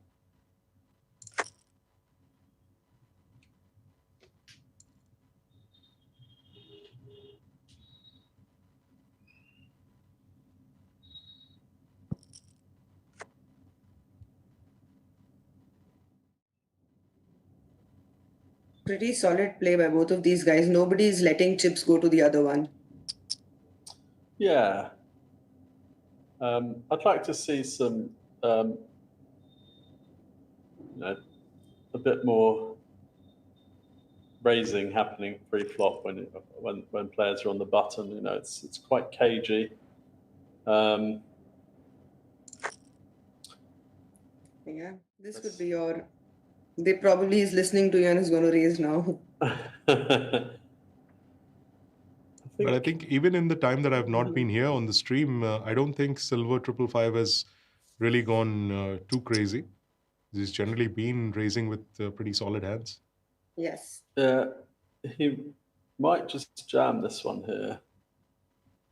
The sizing is ridiculous to 6 million. He's considered ace-4 good enough to shove for 30 bigs, so why not ace-7? Nice. There you go. Nice feed down. Closing in on that 1 crore chip mark is Silver 555, Manas Kalita against Zima Blue. That's Mithun Mahesh, who's picked up a nice pocket fives. Silver's been the quietest since the start, and he's now just picked up the big stack, and his gameplay has also changed with his stack sizing, much more aggressive than where he started. Yeah, but even despite that, he hasn't, like I said, he's not gotten too cute. All of the hands and all of the plays that he's done have been pretty much in line with what you'd expect. But again, fantastically played to come back from where he did. Him and Majestic were just hanging on, and considering that they finished in, well, Silver still playing, of course, but Majestic finishing in fourth, I believe. Yes, fourth. He too hung around for a long, long time. Yeah. As soon as you got up for your coffee, the first bust out happened. So I think he was waiting for your break. I think it's some weird commentator's curse or something. I don't know. It was just like yesterday's stream too. I just said it, and then in 5 minutes we've lost a player. So yeah. Or maybe it's just me. Superpowers. I wish I could do that when I was at the table playing. Just wish everyone out.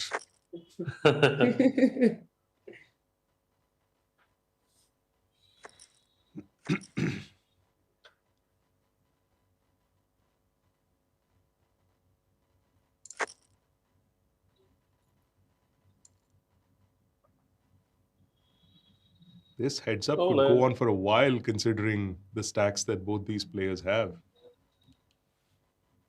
Yeah, I was saying that if someone finds a raggy ace and someone else finds a semi-decent hand, it's all going to go in pre-flop, because I think they both have the same logic for any ace. In we go, heads up.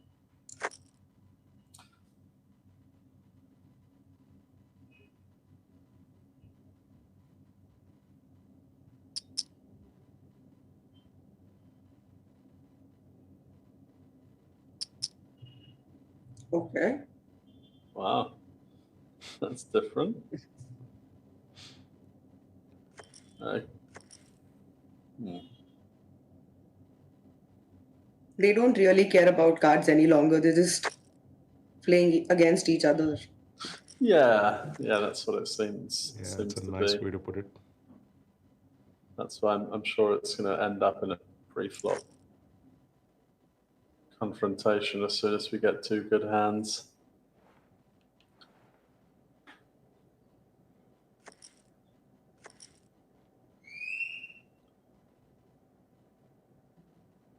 Of what I remember, even Zima has been very consistent of lately in terms of his winnings, performance, all of that. The Okay.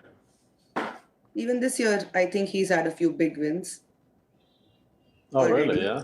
Yeah. Wow.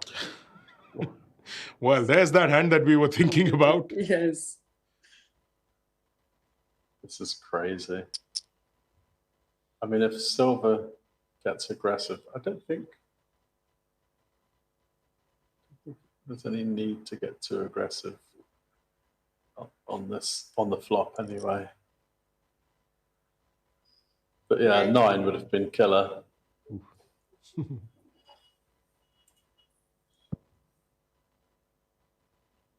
How about a 9 of clubs? Oh boy. Yes. That would be fun. Well, fun for us anyway. Yeah.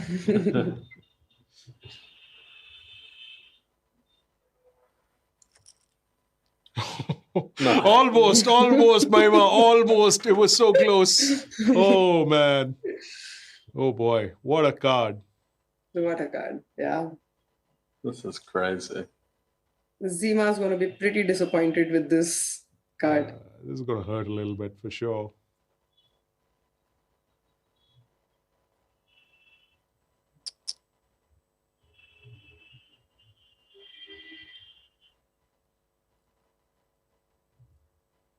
Can he actually let it go here? Quite tough. I think he must call, but he can't shove. That's for sure. That's so unfortunate. You've got the whole world on the flop: pair, straight draw, flush draw, straight flush draw, and the offsuit 9 comes. I mean, if he'd let it go, I'd just call him up right now and tell him, book your ticket to the WSOP right now, man, because you can't get more prime form than that to make a fold like that. Oof. Whoa. Yeah, and just like that. Yeah. Oh boy. Pretty hard luck. Yeah. That was an almost anticlimactic end, but there you go, folks. We've got all the chips on this final table headed the way of Manas Kalita. That's silver 555 there with 1.25 crores. As you can see, the chip stack that he has, he's got the entire set there, and that means that he is the winner of this Saturday special event. Tough luck for Zima Blue in that penultimate hand where he lost a chunk of chips with that river card. But, well, that's how the game goes sometimes. Congratulations to Zima Blue. That's Mithun Mahesh for finishing runner-up in this tournament. And once again, extremely well done by Manas Kalita for winning this tournament and the title of Saturday Special here at the FTS. And as we usually do, we're going to take a look at one hand that we thought was fairly critical in terms of the final table here, where a chunk of chips moved. So let's take a look at that one at this moment.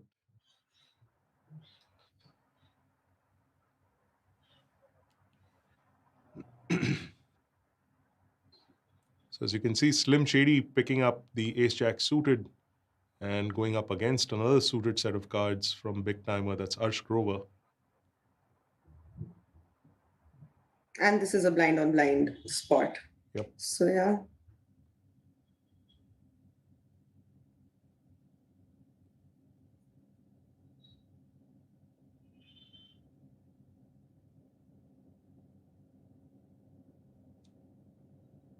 Boy, he certainly took his time.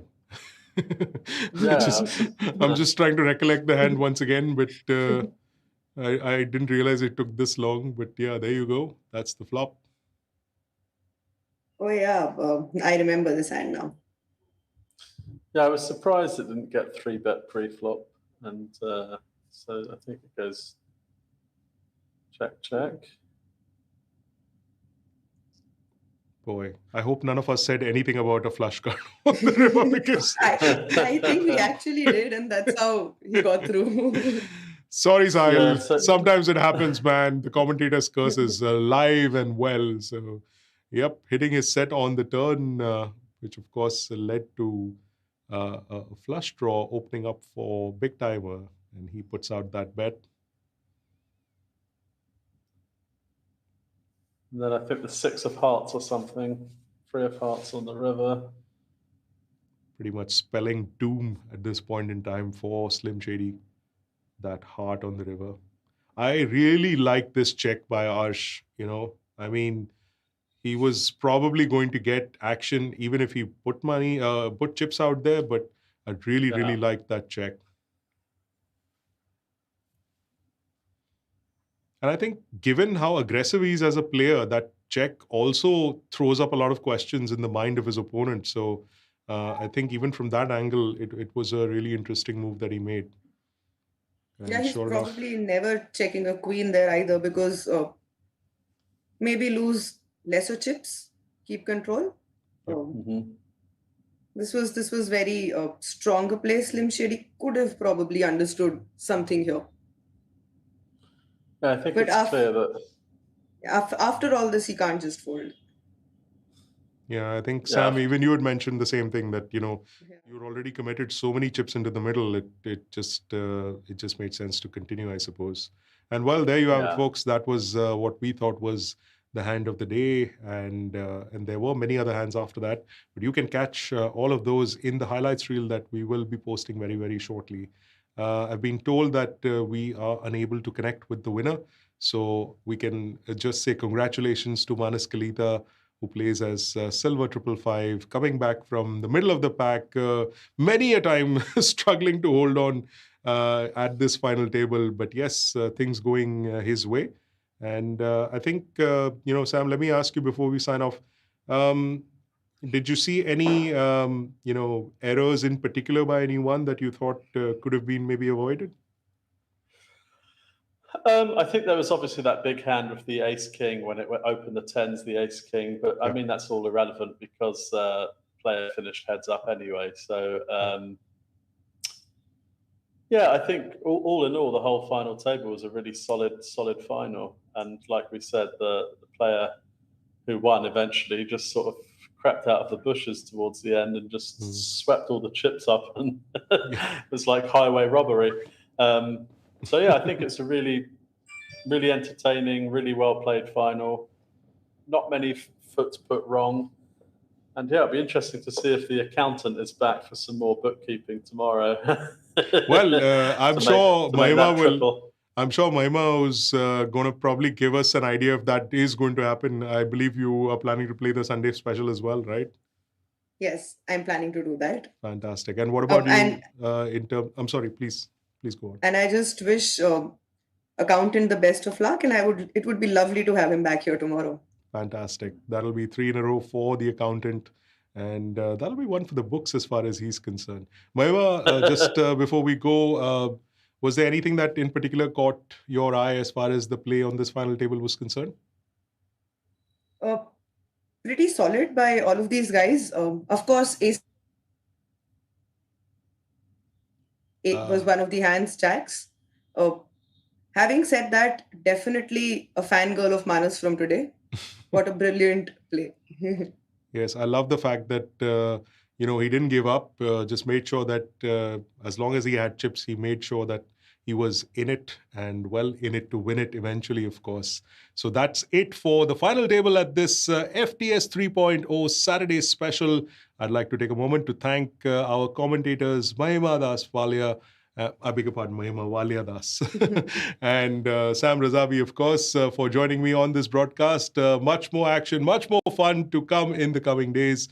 But make sure that you are a part of the Feast tournament. That's the big 1 crore guaranteed tournament that's going to take place at the end of the series. You can get in for a buy-in of just 2,200, and there's plenty of satellites that are taking place into that event as well. So make sure that you are a part of it.